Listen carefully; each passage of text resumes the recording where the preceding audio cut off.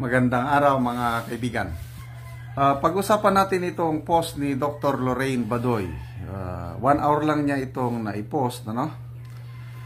Sabi niya, I'm gonna weep now. Iiyak. Bakit iiyak si Dr. Lorraine Badoy? Sabi niya, 10th Infantry Division. Mga idol ko itong mga ito.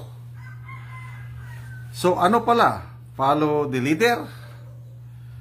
So, isinare ni Dr. Lorraine Badoy ang post ng hukbo.com. So, ano itong hukbo ng hukbo.com? Ni-research ko, no? Parang page ng isang sundalo ito eh. So, ang isinare ng hukbo.com, I don't know how true is this, ano? Pag-usapan lang natin. 28 soldiers under the 10th Infantry Division tested positive for drug use. Bagong Pilipinas. Hashtag Bagong Pilipinas. Ang 10th Infantry Division, Army ito, no? Philippine Army. Nakabase sa Davao region. Ang headquarters nila is somewhere in Davao, no? I think Mawab. Basta Davao region ang kanilang area of responsibility. So, how true is this? So, sinearch ko itong hukbo.com. It appears na sundalo ang may-ari ng page na ito. Meron siyang 97,000 followers. So, hindi siya trolls, ano? Tinignan ko ang kanyang mga about. Kasi baka fake news ito, no?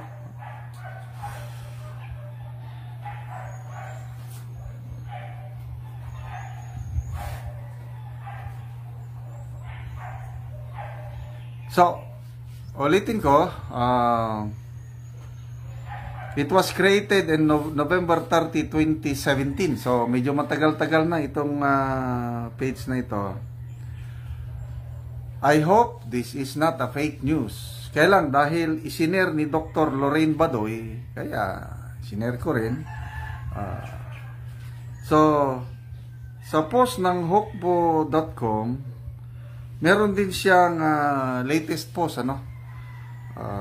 Sabi niya, 46 minutes ang pinaka-latest post niya. 326 personnel from the 10th Infantry Division tested negative for illegal drugs on testing done January 2. So, itong isang post niya 1 hour ago is 28 soldiers under the 10th Infantry Division tested positive for drug use. So, mas marami yung nag-test negative. Kaya lang yung 28, madami-dami na rin ito kung totoo. Ulitin ko I'm not sure kung gaano totoo. Basahin ko lang itong comments dito sa post mismo ng hukbo.com. So dito nag-comment si Doc Lorraine Badoy. Sabi niya, 10th ID? Nice. Ahmad Perlado, okay lang yan, kailangan nyo yan kasi pampahaba ng oras ng trabaho. Chief PNP. Noel Ho, sabi niya, the consequence of exempting the active police and military from drugs and psychotests as per memo of the Chief PNP. Chacha Balseno Ozalda, sinunod nila, sinabi ni Marbil na gumagamit sila para di antukin. Hazel Suazo, paanong di mag-positive ang mayan from the top supplier ng mayan, guro, in short, si Ngagba, ikaw nga, follow the leader. Maria Luisa Dicen Leva, lalo na siguro sa PNP, baka 80% positive dahil ginawang legal ni Marvel So, medyo itong mga comments, puros negative. Sabi kasi ni Chief PNP para daw sa overtime yun. So, balikan natin yung post ni Dr. Lorraine Badoy. Mga nag-comments, Nads Alarba, sabi niya, exempted na ang mga yan. Jingo, the ones illegal is like normal because admin is condoning it.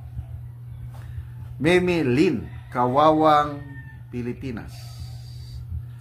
Baston Fabian Sagmit, nakakabahala na. Noong bagong upo si PRRD, marami talagang pulis na na-involve sa illegal na droga. Mga iskalawags, ninja cops, pero dahil sa banta ni PRRD at galing sa pamamahala, nagsitino at marami ding natanggal sa serbisyo. So, again, ulitin ko, hindi ko masigurado itong si Doc Lorraine Badoy, kilala ko siya, na hindi siya nag-aano ng fake news, kasi baka fake news ito eh. Sana magbigay ng statement ang 10th Infantry Division or Philippine Army mismo or AFP para liwanagan, magbigay ng kaliwanagan kung totoo ba na may 28 soldiers na nag-test positive sa area ng 10th Infantry Division. May isa rin akong nakitang post, mga PNP na na-assign sa Davao Region, more than 300 of them, lahat tested negative. Which is, again, kung totoo, yun, very good sign yun dahil tested negative lahat yung mga pulis assigned within Davao Region. Nakakalungkot kung totoo man ito, bakit mga sundalo? Kung totoo man ito, sana imbestigahan ng AFP. Alam ko very strict ang AFP sa mga bagay nito, nung kapanahonan namin. Hindi ko na alam ngayon. Matagal na kung wala sa serbisyo. Konting kamali lang ng sundalo nung kapanahonan namin. Tanggal talaga sa serbisyo. Kaya unti-unti nalinisan ng iskalawags ang mga yung AFP natin na nalinisan. Pumasok ako sa serbisyo 1983, nako, very bad ang state of discipline ng sundalo. Maraming abusadong sundalo na abutan ko 1983. Kaya maraming nag-NPA dahil sa abuso ng mga sundalo. Dahil yun yung after effect ng martial law.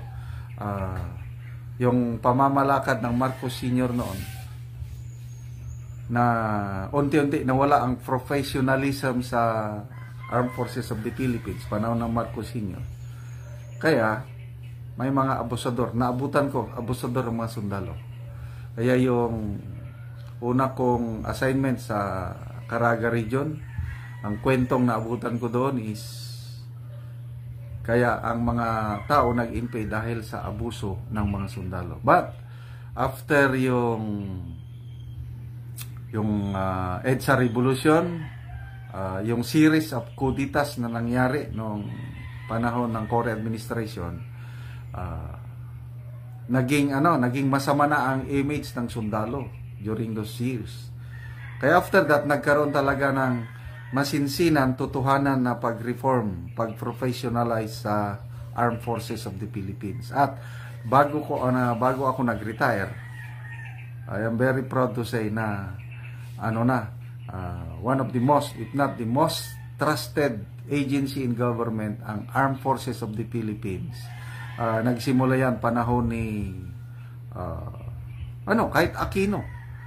Aquino and PRRD.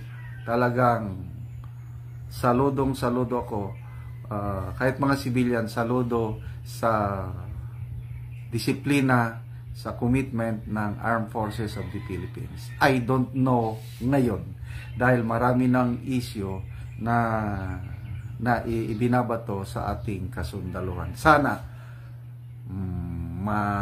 maibalik yung dati sa kasundaluhan. At sana hindi totoo itong post na ito na may 28 soldiers na nag-test positive. Sana fake news ito.